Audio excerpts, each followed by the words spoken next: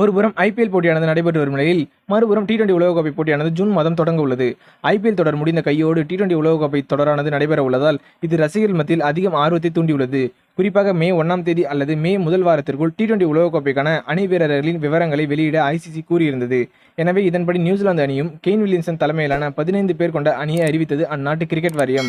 எனவே இந்திய அணியும் இன்னும் ஓரிரு நாட்களில் அணி விவரத்தை வெளியிடும். குறிப்பாக டி20 உலகக்கோப்பையில் இந்திய அணியின் விக்கெட் கீப்பர் யார் என்பதில் குழப்பம் நீடித்து வருகிறது. காரணம் ரிஷப் பண்ட், சஞ்சு சாம்சன், KL ராகுல் என அனைவரும் நல்ல ஃபார்மில் உள்ளனர். குறிப்பாக சஞ்சு சாம்சன் தனது ராஜஸ்தான் ராயல்ஸ் அணியை சிறப்பாக வழிநடத்தி வருகிறார். புள்ளிப்பட்டியலில் முதலிடத்திலும் அவரின் சிறந்த பேட்டிங் பர்ஃபார்மன்ஸால் ஆரஞ்சு கேப் பட்டியலிலும் அவர் உள்ளார். எனவே சஞ்சு சாம்சனை முதன்மை கீப்பராகவும் தேர்வு செய்ய அதிக வாய்ப்பு இருக்கலாம் என்ற தகவலும் வெளியாகியுள்ளது. அது மட்டுமல்லாமல் டி20 உலகக்கோப்பையில் தேர்வாகி ஐபிஎல்லில் பிளே ஆஃபுக்கு தகுதி பெறாத அணியில் உள்ள வீரர்களை டி20 உலகக்கோப்பை தயாராகும் விதமாக முன்னரே அமெரிக்காவுக்கு அனுப்பி வைக்க உள்ளதாக தகவலும் வெளியாகியுள்ளது. காரணம், இந்தியா மோதும் முதல் குரூப் 4 சுற்றுகள் அனைத்தும் அமெரிக்காவில் நடைபெற உள்ளது என்பதும் குறிப்பிடத்தக்கது.